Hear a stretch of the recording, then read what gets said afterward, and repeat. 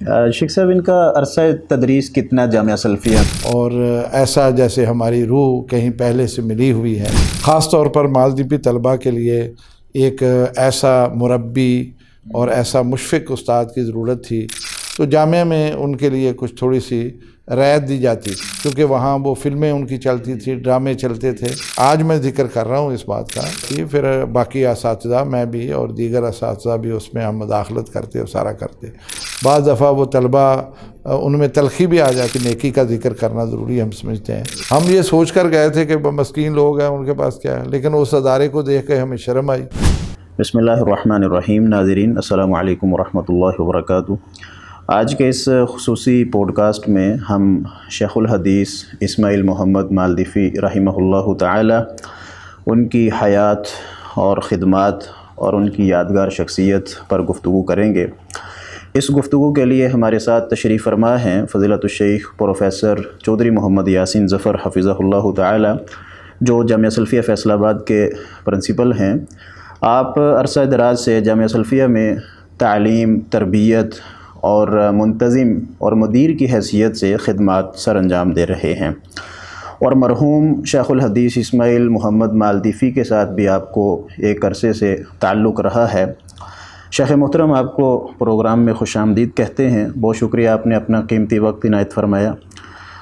گفتگو کا آغاز یہی سے کر لیتے ہیں. ہمارے بہت سارے ناظرین خصوصی طور پر نئی نسل شیخ الحدیث صاحب رحمہ اللہ سے ناواقف ہیں، تو آپ ان کی شخصیت کا مختصر تعارف فرما دیں اور یہ بھی بتا دیں کہ آپ کو ان سے کب سے آپ کو تعلق ہے ان کے ساتھ. بسم اللہ الرحمن الرحیم. نحمدہ ونصلی ونسلم علی رسولہ الکریم. سب سے پہلے میں محترم قاری صاحب آپ کا اور المصباح اسٹوڈیو کا بہت ہی شکر گزار ہوں. اس اہم پروگرام کے لیے آپ نے مجھے مدعو کیا. جہاں تک تعلق فضیلت الشیخ اسماعیل محمد مالدیفی رحمۃ اللہ علیہ، یہ حقیقت میں ایک عالم ربانی، نیک صالح، عالم بعمل اور صدق و امانت میں ماشاء اللہ ایک بہت خوبصورت نام. ان کا جو تعلق ہے ہمارے ساتھ بہت قدیم تعلق ہے.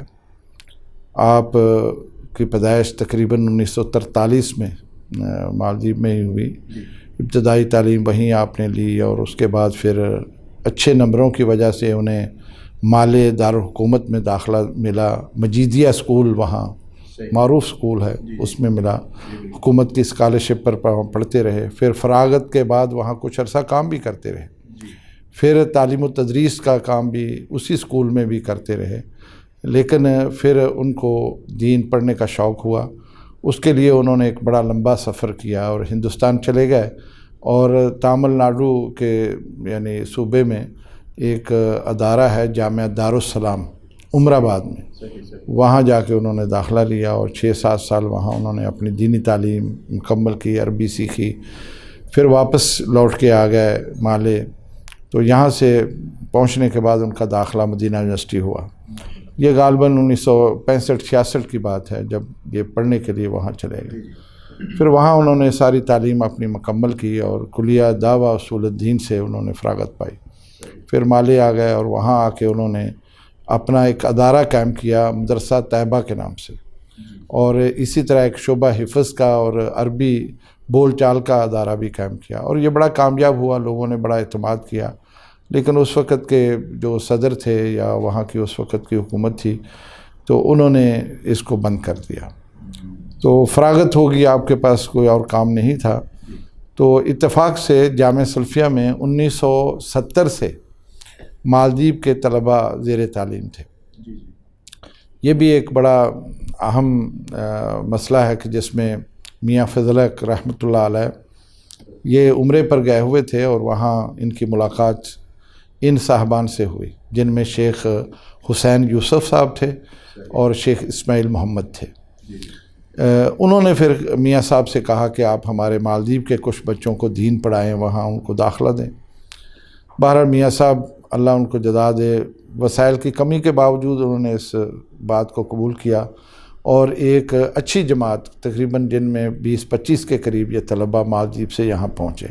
اس وقت ذرائع مواصلات کوئی اتنے اچھے نہیں تھے، یہ بحری رستے سے سری لنکا اور سری لنکا سے پھر یہ کراچی آئے، وہاں سے بدریہ ٹرین جامعہ میں پہنچے۔ بہرحال میاں صاحب نے ان کی خدمت کی اور ان کے لیے اچھے اساتذہ مقرر کیے، چونکہ زبان کا مسئلہ تھا تو اس کے لیے آپ جانتے ہوں گے ڈاکٹر سلمان اظہر، جو کہ ڈاکٹر بہاؤالدین کے نام سے آج کل معروف ہیں، آج کل برطانیہ میں ہیں، میاں صاحب نے ان کی خدمات حاصل کیں اور انہوں نے بڑی محنت کے ساتھ بڑی شفقت محبت کر کے ان بچوں کو انگریزی بھی اردو بھی سکھائی۔ اس طرح سے ان کا آغاز سن 1970 سے ہوا اور یہ بچے پڑھتے رہے، اور چونکہ آنا جانا بہت مشکل تھا، ذرائع مواصلات نہیں تھے، ڈاک کے ذریعے کو تھوڑا بہت انتظام ہوتا تھا جو خط و خطابت ہوتی تھی، باقی میاں صاحب ان کے لیے کچھ انتظام کر دیتے تھے، ان کی خوراک چونکہ چاول تھی زیادہ، مچھلی تھی، اس طرح کا انتظام ہوتا تھا۔ پھر اتفاق سے شیخ صاحب بھی فارغ ہوئے اور میاں صاحب کا کوئی رابطہ ہوا تو انہوں نے شیخ صاحب کی تقرری شیخ بن باز سے کہہ کے جامعہ سلفیہ میں بطور مبعوث سعودی حکومت کی طرف سے کروا لیا، اور یہ سن 1978 میں جامعہ میں تشریف لائے۔ اتفاق سے میں اس وقت جامعہ سے فارغ ہو کے پہلا میرا سال تھا، میں ہاؤس جاب کر رہا تھا جامعہ میں، اور میں دفتر کا کام بھی تھا اور کوئی تدریس کا کام بھی کرتا تھا جب یہ تشریف لائے۔ اس وقت مدیر کون تھے جب آپ؟ اس وقت حافظ ثناء اللہ مدنی رحمۃ اللہ علیہ وہ مدیر تعلیم تھے، تو اس وقت یہ میری پہلی ان سے ملاقات تھی، تو چونکہ ان کے ساتھ یعنی پہلی ملاقات میں ہی ہم مانوس ہو گئے، اور ایسا جیسے ہماری روح کہیں پہلے سے ملی ہوئی ہے، اور بہت ہی ایک محبت الفت کا ایک تعلق قائم ہو گیا۔ اگرچہ اس کے بعد میں سعودی عرب پڑھنے چلا گیا لیکن میرا تعلق قائم رہا، اور ان کے آنے کے بعد تو بہت ہی خوبصورت ایک اضافہ تھا وہ جامعہ سلفیہ کی جو تدریسی جماعت تھی، اس میں خاص طور پر مالدیپی طلباء کے لیے ایک ایسا مربی اور ایسا مشفق استاد کی ضرورت تھی جو ان کی صحیح تربیت بھی کرے اور ان کو تعلیم بھی دے اور اس کے ساتھ ان کی ضرورتیں بھی پوری کرے۔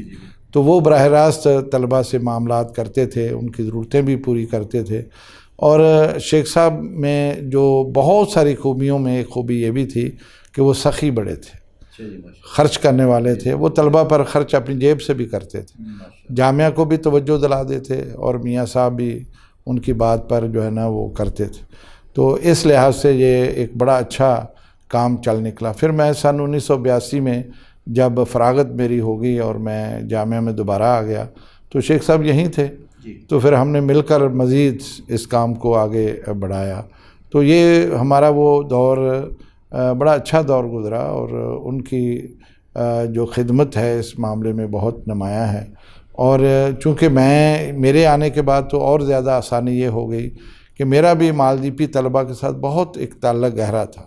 میں جب یہاں پڑھتا تھا اس وقت بھی، اور جب میں مدینہ منورہ چلا گیا وہاں بھی میرا مالدیپی طلباء کے ساتھ بہت اچھا تعلق تھا، تو اس وجہ سے ان کے ساتھ ہمدردی، ان کے ساتھ شفقت محبت مجھے بہت زیادہ تھی۔ شیخ صاحب کے ساتھ مل کر ہم دونوں نے ان کو جو ہے نا ان کی جو بنیادی ضرورتیں ہیں وہ پوری کرتے تھے، تعلیم اور ان کی تدریس اور اس کے ساتھ تربیت، یہ سارے معاملات۔ پھر ان کے بیرون ملک داخلے کے سلسلے میں بھی ہم نے کام کیا، ان میں سے بہت سارے بچے جو ہے وہ مدینہ یونیورسٹی چلے گئے، جامعۃ الامام میں چلے گئے، پھر جامعۃ الازہر میں چلے گئے پڑھنے کے لیے یہیں سے، تو یہ سلسلہ چل نکلا۔ پہلے طلبہ کی تعداد بہت کم تھی، لیکن جب یہ ہم نے محنت کر کے یہ رستے تلاش کیے تو اس کے بعد تعداد بڑھ گئی، اور یہ 80 کے قریب طلباء ایک وقت میں یہاں پڑھتے تھے، تو یہ سارا سلسلہ ہوا۔ تو یہ ہم یہ کہہ سکتے ہیں دو قومیں، دو تہذیبیں، ان کا یہاں پر ملاپ ہو گیا، تو یہ کیسا منظر تھا؟ مطلب مانوسیت تھی آپس میں ہمارے لوگوں کی ان کے لوگوں؟ دیکھیں اصل میں ایسا ہے کہ مالدیپ ایسا خطہ ہے یہ جزیروں پر مشتمل ہے، اور یہ ایشیا میں واقع ہے، اور اس کے پڑوس میں سری لنکا ہے، اور اس کے پڑوس میں ہی ہندوستان ہے، لہذا ہندوستان کی تہذیب، یہاں کا رہنا سہنا، یہاں کی زبان، یہاں کا کلچر، اس کا بھی بہت اثر تھا مالدیپ کے اوپر۔ اسی وجہ سے ان کے اکثر بچے جو آتے تھے وہ اردو سمجھتے تھے، چونکہ وہاں وہ فلمیں ان کی چلتی تھی، ڈرامے چلتے تھے، تو اس وجہ سے وہ چیزیں وہ کچھ نہ کچھ متاثر تو ہوتا ہے آدمی۔ دوسرا، کھانے پینے کے لحاظ سے اگر دیکھا جائے تو یہ اس خطے کے لوگ مرچ تو کھاتے ہیں، جیسے ہمارے ہاں بھی چلتا ہے، اگرچہ ہمارے ہاں تھوڑا سا کم ہے لیکن ان کے ہاں زیادہ ہے۔ تو چاول ان کی خوراک ہے، مچھلی ان کی خوراک ہے، لیکن یہاں آ کے ان کے لیے روٹی کوئی اجنبی نہیں رہی، وہ بڑے شوق سے روٹی کھاتے تھے، سالن جو بھی یہاں تیار ہوتا وہ کھاتے تھے۔ کبھی کبھی ان کے لیے ہفتے میں ایک دن چاول بھی ہوتے، کچھ اس طرح کی چیزیں تکلفات ان کے لیے ہوتی تھی۔ دوسرا، بول چال میں بھی ان کو کوئی پریشانی نہیں تھی۔ البتہ لباس کے اعتبار سے تھوڑا سا ابتدا میں ہوتا تھا، کیونکہ ان کے ہاں زیادہ پینٹ شرٹ پہنی جاتی تھی، تو جامعہ میں ان کے لیے کچھ تھوڑی سی رعایت دی جاتی تھی۔ دوسرا، یا وہ تہہ بند باندھتے تھے، گول چادر جو ہے نا وہ باندھتے تھے اور اس کے اوپر شرٹ وہ پہن لیتے تھے۔ لیکن کلاس روم کے لیے پھر یہ استادوں نے، ہم نے لازم قرار دے دیا، اور ان کو پھر جامعہ کی طرف سے لباس مہیا کیا جاتا تھا، جو یعنی قمیص اور شلوار، یہ ہم ان کو دیتے تھے، تو وہ پہن لیتے تھے۔ باقی یہاں کے ماحول سے وہ ہم سے زیادہ مانوس ہو گئے۔ وہ خوراک جو ہم کھاتے تھے، شاید ہم محتاط طریقے سے کھاتے تھے، وہ ہم سے زیادہ فری ہو کے کھاتے تھے۔ صحیح۔ اور یہاں کے لوگوں کے ساتھ ان کی دوستیاں ہو گئیں، اہل محلہ سے ان کی دوستیاں ہو گئیں، ان کے گھروں میں آنا جانا، اور وہ لے جاتے تھے بڑے شوق سے ان لوگوں کو، خدمت کرتے، ان کی مہمان نوازی کرتے، ان کو تحفے تحائف بھی دیتے۔ اور یہ صرف یہی نہیں، بلکہ جو طلبہ یہاں ہمارے یہاں پڑھتے تھے وہ بھی چھٹیوں میں ان کو لے جاتے تھے، لیا تک جاتے، گگو منڈی جاتے، میرے گھر جاتے تھے، یعنی گگو منڈی میرے گھر جا کے رمضان پورا رہتے تھے۔ کئی بچے ایسے تھے، وہ شیخ صاحب کے عزیز تھے محمد لطیف، جو کہ اس وقت ماشاءاللہ مالدیپ میں ایک ذمہ داری نبھا رہے ہیں اور بہت فاضل ہیں اور ماشاءاللہ عالم دین ہیں۔ وہ جب پڑھتے تھے ہمارے ہاں جاتے تھے وہ بھی، اور ان کا ایک بھائی تھا چھوٹا، وہ دونوں۔ اس طرح بہت ساری اور جگہوں پر بھی ان بچوں کا آنا جانا یعنی تھا، کافی مانوسیت، لیکن مانوسیت بھی تھی اور اجنبیت نہیں تھی ان کے لیے۔ جی شیخ صاحب، ان کا عرصہ تدریس کتنا جامعہ سلفیہ میں، اور آپ ان کی تدریسی خدمات کو کس نظر سے دیکھتے ہیں؟ شیخ صاحب رحمہ اللہ، ماشاء اللہ تبارک اللہ، وہ بہت ہی فاضل آدمی تھے۔ ایک مسئلہ ان کے لیے ہوتا تھا کہ زبان، چونکہ یہاں ہمارا ذریعہ تعلیم اردو تھا، تو وہ عربی میں تو اچھی بات کر لیتے تھے، لیکن اردو میں اس کی تعبیر کرنے میں تھوڑی سی انہیں ابتدا میں دقت تھی، لیکن انہوں نے بڑی محنت کی اور اس میں پھر وہ کامیاب بھی ہوئے اور بڑی اچھی اردو بولنے لگے۔ اور وہ تدریس کے معاملے میں بہت اچھا، جو سبق لیتے تھے پوری محنت کے ساتھ اس کو تیار کرتے اور پھر آ کے پڑھاتے۔ میں نے دیکھا ہے ان کو، ان کے پاس کاپیاں ہوتی تھیں، ہر سبق کے لیے الگ کاپی وہ تیار کرتے تھے، پورا درس جو ہوتا تھا وہ لکھا ہوتا تھا، اور آ کے کلاس میں وہ وائٹ بورڈ استعمال کرتے، اس پر لکھ دیتے اور پھر اس کی تفہیم کرواتے، ایک بات کو کئی بار دہراتے اور طلبہ کو یہ یعنی باور کرواتے کہ اگر کوئی بات سمجھ نہیں آئی تو دوبارہ سے بارہ پوچھیں۔ اور اس طرح سے وہ حدیث بھی پڑھاتے تھے، ترجمہ بھی پڑھا لیتے تھے، اور عربی گرامر پڑھا لیتے تھے۔ حدیث کی کون سی کتاب پڑھاتے ہیں؟ بلوغ المرام پڑھاتے رہے وہ، صحیح۔ اور یہ بڑی اہم کتاب ہے، اور اس کی تدریس، اور اسی طرح قرآن حکیم کا ترجمہ وہ کرواتے رہے، اور باقی بھی کافی ساری عربی بول چال کی چیزیں جو ہیں وہ پڑھاتے تھے، اور فقہ بھی پڑھاتے رہے، بعض کلاسیں جو ابتدائی ہیں اس میں بھی پڑھاتے رہے۔ تو اس طرح سے وہ پورا اپنا وقت طلبہ کو دیتے تھے، امتحان لیتے تھے، اور امتحان میں چونکہ وہ نرم مزاج تھے اور اس وجہ سے وہ پرچہ بھی بڑا نرم سا بناتے اور طلبہ کے ساتھ شفقت محبت پیش آتے۔ اور کتنی دیر پڑھایا انہوں نے جامعہ سلفیہ میں؟ جامعہ میں انہوں نے 27 سال پڑھایا۔ ماشاءاللہ، 27 یہ سال۔ بہت اچھا پیریڈ انہوں نے گزارا، یادگار پیریڈ۔ ان کے سینکڑوں شاگرد ہیں یہاں سے جنہوں نے ان سے پڑھا ہے، ماشاءاللہ وہ ایک یادگار پیریڈ انہوں نے گزارا ہے۔ آج ہر بچہ جو ہے جنہوں نے ان سے پڑھا وہ ان کو یاد کرتا ہے، ان کے لیے غائبانہ دعا کرتا ہے۔ جب ان کی وفات کی خبر پہنچی ہے اور یہ سوشل میڈیا کے ذریعے سے پوری دنیا میں گئی، تو بے شمار جگہوں سے مجھے ٹیلی فون آئے، تعزیتی پیغامات آئے، جی احباب آئے، اور انہوں نے آ کے تعزیت میرے ساتھ کی۔ وہ اسی وجہ سے کہ انہوں نے ان سے پڑھا یا ان سے ان کی ملاقاتیں تھیں۔ اور شیخ الحدیث مولانا عمر فاروق سعیدی صاحب وہ بھی تشریف لائے؟ جی بالکل، ان کے وہ رفقا میں سے تھے، اور وہ اس عہد میں جب شیخ عمر فاروق صاحب یہاں پڑھاتے تھے وہ بھی تھے، دوستی تھی، تعلق تھا، بڑا گہرا تعلق تھا ان کا آپس میں۔ طلبہ کی جو تربیت کے حوالے سے مالدیپ کے جو طلبہ تھے ان کی تربیت تو وہ کرتے ہی ہوں گے ظاہر ہے، تو جو جامعہ سلفیہ کے یعنی پاکستان کے طلبہ تھے اس حوالے سے ان کا کیا انداز تھا تربیت کا؟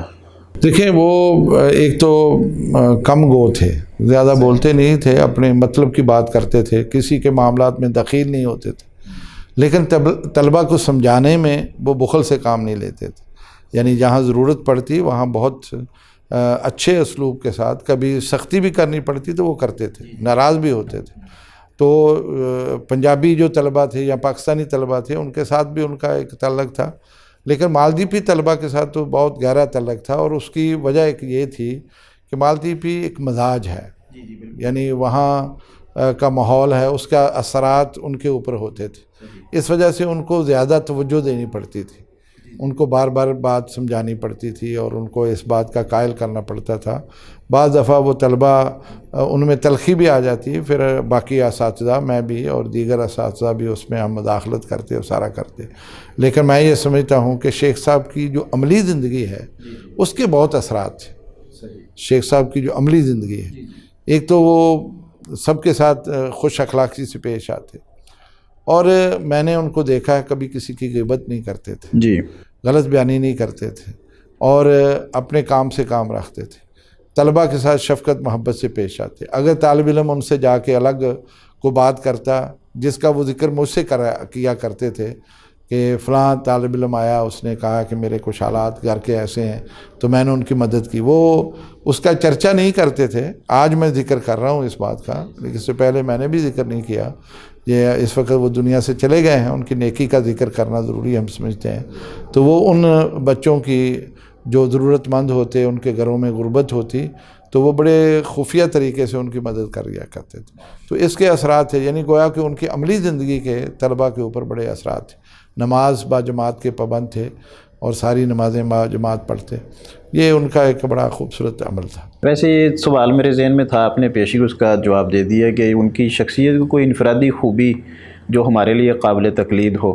ایک تو آپ نے بتلا دیا کہ وہ خفیہ طور پر بہت زیادہ سخاوت کرتے تھے غریب طلبہ کے ساتھ، ان کے گھرانوں کے ساتھ، اور ان کی فیملی یہاں رہتی تھی؟ فیملی یہاں تھی، ان کی اہلیہ تھی۔ ابتدا میں تو ان کی اولاد نہیں تھی، جی، پھر اللہ رب العزت نے ان کو ایک بیٹے سے نوازا، صحیح، اس کا نام انہوں نے محمد امین رکھا۔ صحیح۔ تو چونکہ یہ بھی اکلوتے تھے، ان کے والد بھی شاید اکلوتے تھے، تو اب امین بھی اکلوتا ہے، امین کا بیٹا بھی ایک ہی ہے، تو یہ ایک میرا خیال اس خاندان میں کوئی ایسا مسئلہ ہے کہ وہ ایک ہی ہیں اور کوئی بہن بھائی نہیں ہوتے۔ جی۔ دوسرا ایک بات جو میں ذکر ان کے خوبیوں میں کرنا چاہ رہا ہوں، جو میں نے ان سے سیکھی بھی ہے اور میں اس پر عمل بھی کرتا ہوں، اور وہ یہ ہے کہ ہر نماز کے لیے وہ اہتمام کرتے، وضو تازہ کرتے، تیار ہوتے، اور اچھا لباس، صاف لباس ہوتا، اور خوشبو لگا کے آتے۔ اچھا، ماشاء اللہ۔ یعنی ہمیشہ میں نے ان کو دیکھا کہ وہ خوشبو استعمال کر کے مسجد آتے، ہر نماز کے لیے، یعنی ایسے لگتا ہے جیسے ایک آدمی بالکل تیار ہو کے گھر سے نکلا ہے، ماشاء تو نماز کے لیے آتے تو بڑا شاندار لباس، اور اس کے ساتھ صاف ستھری ٹوپی اور خوشبو لگا کے وہ آتے، اور میں نے یہ بات انہی سے سیکھی، اور میں بھی تقریباً کوشش کرتا ہوں جب یہاں ہوتا ہوں تو یہ اہتمام کروں، اس لیے کہ مسجد میں آنا ہوتا ہے، وہاں اور بھی طلبہ ہوتے ہیں، لوگ ہوتے ہیں۔ یہ سلسلہ تو ماشاءاللہ جامعہ میں بہت اچھی طرح پھیل گیا ہے، ہمارے طلبہ اساتذہ کو دیکھتے ہیں، اساتذہ آپ کو دیکھتے ہیں، ہم بھی آپ کو دیکھتے ہیں، اور یہ سلسلہ آگے تک ماشاءاللہ جا رہا ہے۔ ہمارے تو نمازی حضرات جو ہیں وہ بھی اس چیز کا اہتمام کرنا شروع ہو گئے الحمدللہ۔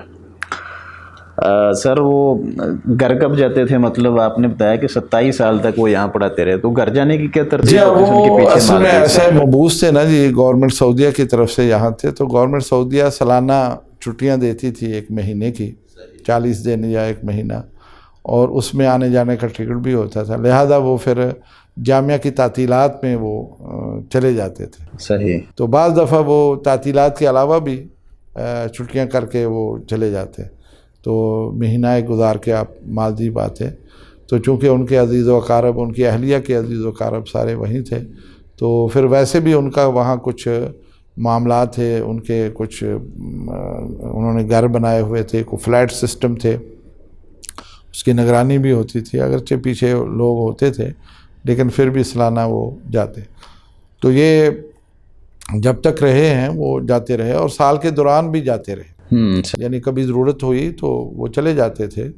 اور ایسا بھی ہوا کہ وہ بجائے یعنی ہوائی جہاز کے جائیں، وہ بائی ٹرین چلے جاتے. وہ ایسے کہ یہاں سے ہندوستان جاتے دہلی، اور دہلی سے پھر وہ آگے ایک جگہ ہے، اب اس وقت نام میں بول رہا ہوں، بڑا لمبا سفر ہے وہ کئی دنوں کا سفر وہ ٹرین پر کرتے. چونکہ ہندوستان میں وہ بتایا کرتے تھے کہ ٹرین کا جو نظام ہے بہت اچھا ہے، صاف ستھرا ہے، محفوظ بھی ہے، اور رستے میں کھانا پینا بھی بہت اچھا صاف ستھرا مل جاتا ہے.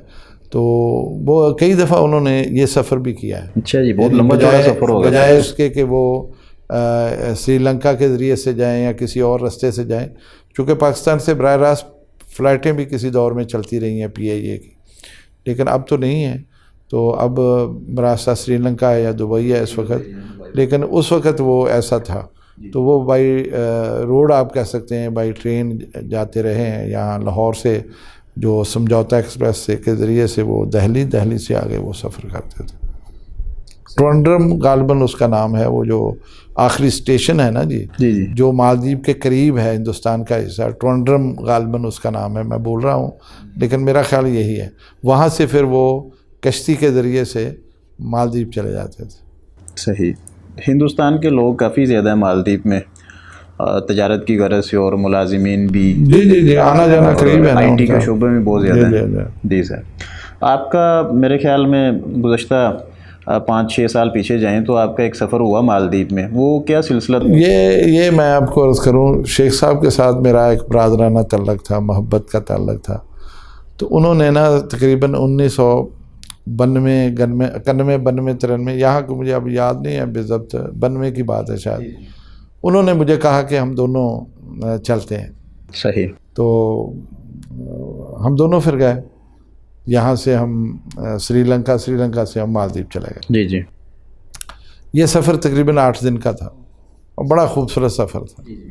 اس میں چونکہ میرا پہلا سفر تھا مالدیپ کا، تو وہاں کے لوگوں نے بڑی خوشی کا اظہار کیا کہ جامعہ سلفیہ کے پرنسپل آئے. تو میں جس گلی بازار جاتا، لوگ اکٹھے ہو جاتے، اور ہماری بے شمار دعوتیں ہوئیں. مختلف جزیروں میں گیا، حتیٰ کہ اس سفر میں ہماری وہاں کی اعلیٰ قیادت جو تھی، وزراء مختلف جو تھے، ان سے ہماری ملاقاتیں ہوئیں. حسین ظاہر غالباً وزیر تعلیم تھے، ان سے ہم ملے. پھر ایک شیخ ابراہیم رشید ان کا نام تھا، وہ بھی وزیر ہی تھے، ان سے ملاقات ہوئی. اور انہوں نے اپنے گھر میں دعوت بھی، بڑی پرتکلف دعوت میری کی. دعوت بہت اچھی ہوتی ہے. اور اس کے بعد صدر تھے مامون عبدالقیوم. جی ہے بالکل. تو مامون عبدالقیوم کے ساتھ ہماری ملاقات ہوئی ان کے صدر آفس میں. تو بڑا استقبال انہوں نے کیا، چونکہ وہ عربی بڑی اچھی بولتے تھے، ازہر یونیورسٹی کے فارغ تھے. تو میرے لیے بھی بڑا ایک اعزاز تھا کہ عربی سے ہم نے پھر جامعہ کا تعارف کروایا. انہوں نے بڑا شکریہ ادا کیا کہ آپ لوگ جامعہ سلفیہ مالدیپ کے طلباء کی تعلیم تربیت کا بندوبست کرتا ہے، اور آپ نے تعاون کا بھی یقین دلایا. بڑا خوبصورت یہ تحائف کا تبادلہ بھی اس موقع پر ہوا. یہ ایک ہمارا تقریباً 8 دن کا یہ پروگرام تھا. پھر ہم واپس آ گئے. یہ پہلا سفر تھا؟ یہ پہلا سفر تھا. اس کے بعد تقریباً پھر 1997 میں دوبارہ میں پھر گیا جی شیخ صاحب کے ساتھ.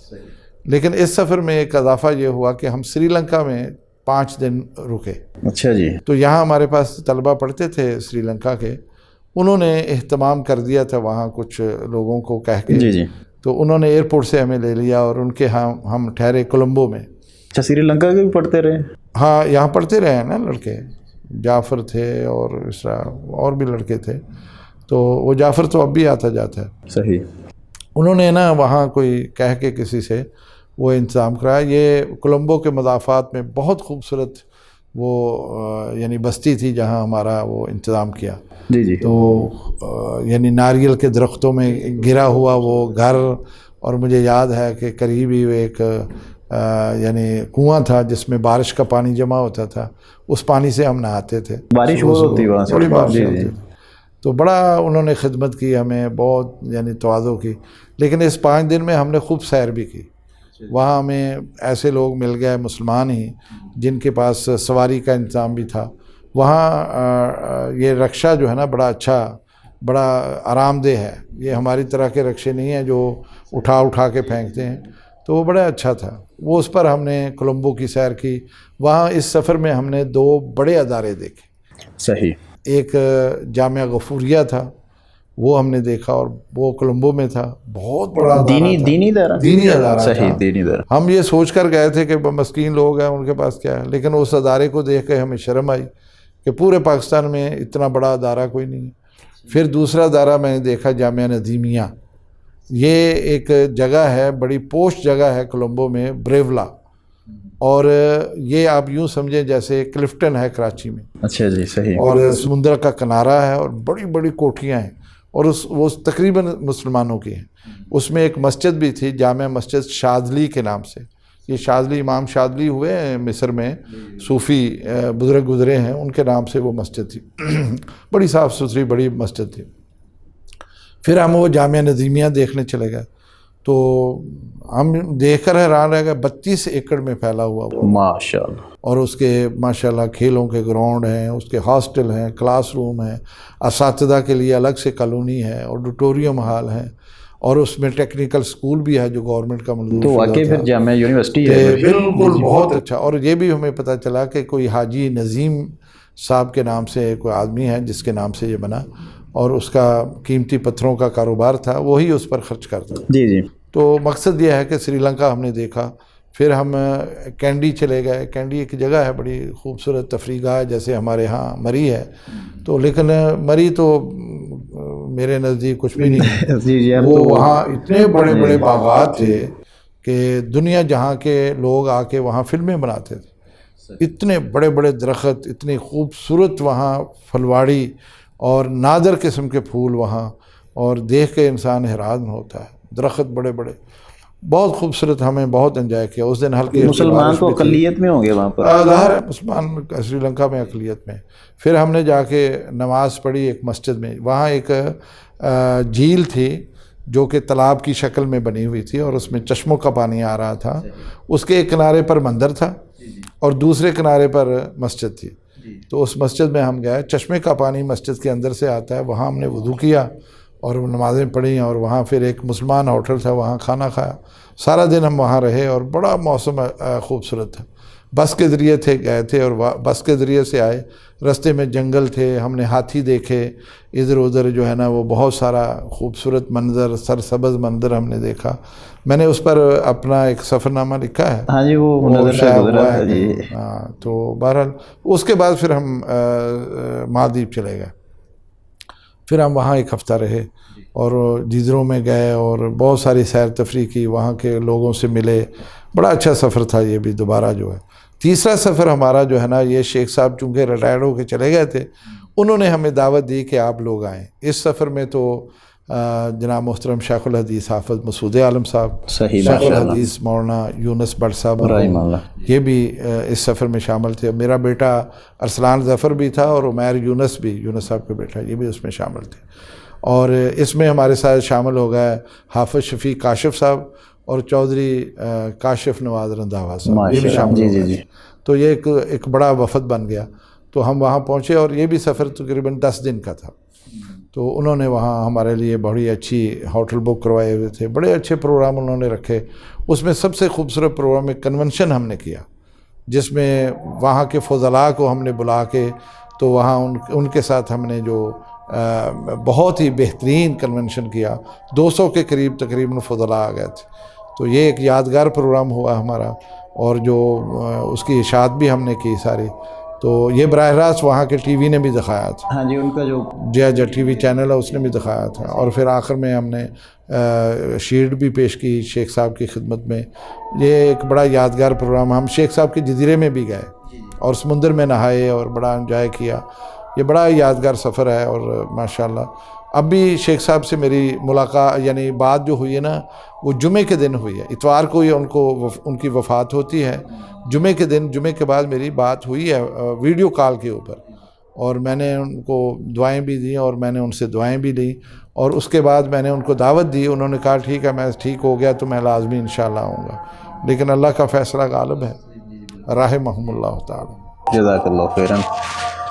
ناظرین، آج کی اس خصوصی نشست میں ہم نے شیخ الحدیث مولانا اسماعیل محمد مالدیفی رحمہ اللہ کی علمی، تدریسی اور تربیتی خدمات کے مختلف پہلوؤں پر گفتگو سنی ہے۔